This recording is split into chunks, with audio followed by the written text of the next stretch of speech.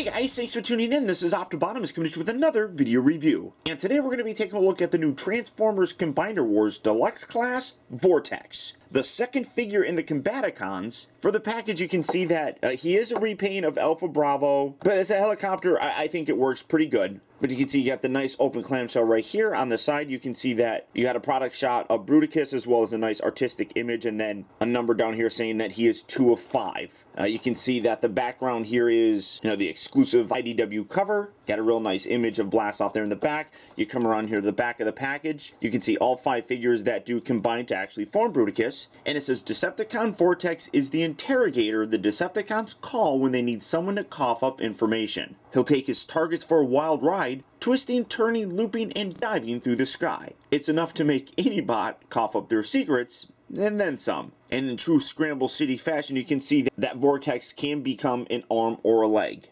But for the package, it is very standard, and we're pretty much used to it. So without further ado, let's get this guy open and see how cool he actually is. Alright guys, so here we have Vortex open up and out of its packaging, and then much like all the other figures, you do get the exclusive IDW cover of Combiner Wars #1, apparently, according to this. Like I said, I've never really read any of these comics, although, oh, that's kind of cool looking. You got the Dinobots in there, and you got Skylynx. I mean, I'm really looking forward to the Skylynx figure.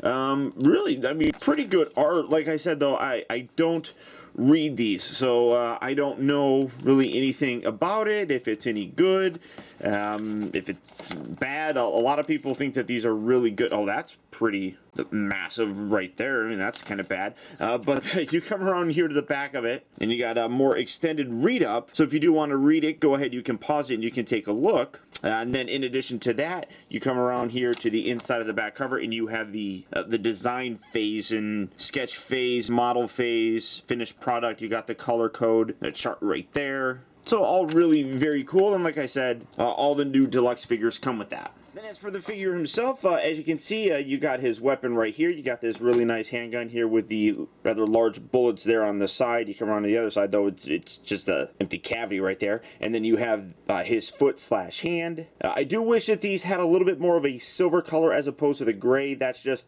personal preference. I think it would look a little bit better, but I would imagine that Takara version would fix that.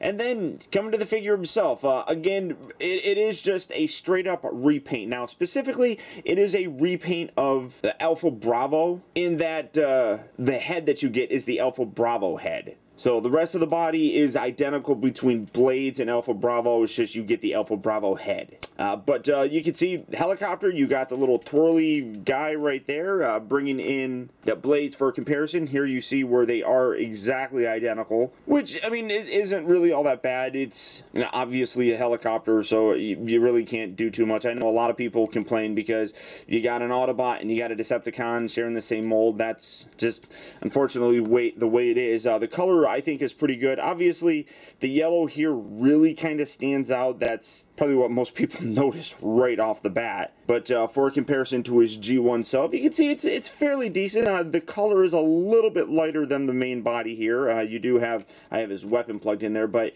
you got the yellow right there, which I don't know if that's what they intended to do with that yellow, but I don't know. I do like how they kept the propellers black. You do have the green section right here, which really it doesn't need to have that. But you got the Decepticon logo there on the side. I do enjoy the fact that they have the purple background there, much like they did with the original one. So obviously this doesn't have as much of a military helicopter look. This has a very military helicopter kind of look. This, I don't know, I mean, obviously it's a military helicopter, but it just looks a little bit sleeker than I would expect a military helicopter to look. I always think of them as big, bulky helicopters, but it's decent. I mean, I do like it. It's obviously a repaint, so I mean, you can't do too much. You can take this, you can plug that underneath there, which I do think is kind of weird, and then you can take this guy and you can plug this, get that out of the way. You can plug that there for, I suppose you could call that weapon storage. Now, much like all these figures, it can be an arm or a leg, so it's all personal preference on what you want it to do. For me, I utilize him as the left arm of the Bruicus, so I know some people will probably use him as a right arm. I mean, I don't, it doesn't really matter. I mean, it's your personal preference, but he can also be a leg, so showing you that without actually going through the transformation, because we have seen it a couple times before. We're going to go from that Vortex looking like this to look like this, and again, it is personal preference. If you want to have the top of him facing forward in a limb mode, you can do it like this. You can rotate it around, and you can have the bottom section facing him. You do have the knee that would kind of bend. This would kind of get in the way. You can just mediate that by putting that back like so, and then you could still have the knee joint. So it is possible to do. Honestly, though, I do think that if you're going to go for a leg, I think it looks a little bit better like that. But as I talked about, I don't usually use him as a leg. I use him as specifically the left arm. So now to show you that, we're going to go from him looking like this to looking like this. And again, for me, I use him as a left arm, so that's the side that I have this set up as. Same kind of thing with this. You got the rotation right there. You can actually take this and put that up a little bit more if you want to. Kind of looks a little bit more helicopter-ish. It is a little bit kind of an annoyance with these little propeller bits right here, but you can kind of get that out of the way, because as you rotate that, you can see you got this big tab that kind of gets in the way with this thing. So you kind of have to keep it up like so, but it really doesn't look all that bad, especially if you're just posing it. But if you don't like it on this side, you can rotate it around. You can put that there, and then you can spin and flip. Just like so. And now if you wanted to, you can have it be a right arm. So again, all a matter of personal preference, what you like, what you want your configuration to look at. It's up to you. It's your toy. So have fun with it. Enjoy it. They're toys. They're meant to be fun. But you can see you got all that same articulation. You got this swivel right here. You basically have his legs that work as a double elbow. You can rotate this. So all that same articulation is going to be there, obviously, in combined mode. But really solid looking. I think it works.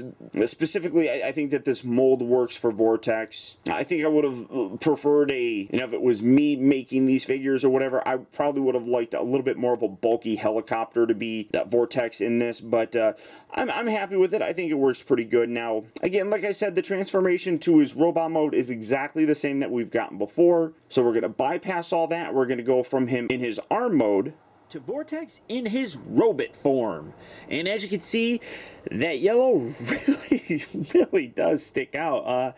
I really don't even know what to say about that. I mean, it probably would have looked a little bit better if like just the missiles were done yellow, but you can see that it bleeds over into his forearms and then in between the missiles. I just think that that's kind of silly. It's got a lot of yellow to him. Now, like I said, specifically, he is a repaint of Alpha Bravo. And I say that because they share the exact same head sculpt.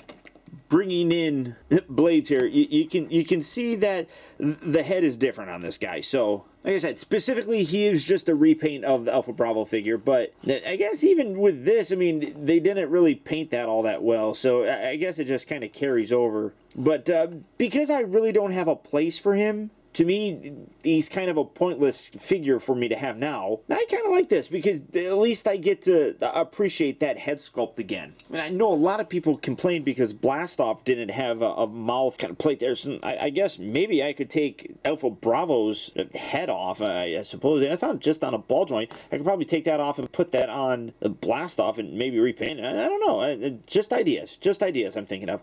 For his articulation, it's the exact same on the blades in Alpha Bravo figure. You got the ball joint right there, so you get a nice range of motion there. The shoulders here are on ball joints, so you can move them up, down, in and out. They rotate at the elbow itself, and then they have very soft ratchet joints at the elbow as well. Come down here to the waist. It does rotate, but it kind of gets, and that's actually really tight right there. You got a little notch right there that kind of grabs onto his crotch piece right there, so that's kind of weird. He moves forward and back here at the ankles on ball joints. He rotates, oops, ouch. He doesn't rotate. There we go. That was, oopsie. He does rotate at the upper part of the thigh. He bends at the knee, and then I guess you got some toe. You got some toe stuff right there. I mean, all in all, pretty decent looking. It is, like I said, a little bit sleeker of a helicopter than I would like Vortex to be. I just like that bulky, militaristic kind of helicopter that like his G1 version was. I still like this guy, and he works perfectly fine. But if I was doing it, I would probably bulk up the helicopter just a little. But it's a good toy. I mean, I think that he did. I think that Hasbro did a decent job with them. I do really kind of wish that the yellow wasn't as pronounced as it is here. The rest of the colors look pretty decent on him. But I like him. I mean, he's a mold that I enjoy, so it works for me. Now, him and the rest of the Combaticon waves will be slowly hitting retail outlets fairly soon. Or as always, here in the United States, you can pick him up at Big Bad Toy Store, or over in the UK, you can get him at Kapow Toys. So all you have to do is click on the links down in the video description. You can either go to BBTS or Kapow Toys, and you can check out availability on this as well as the rest of the Combiner War figures. But beyond that, guys, that's about it. So once again, I want to thank you for tuning in. This has been Optibotimus, and until next time, I'll talk to you later.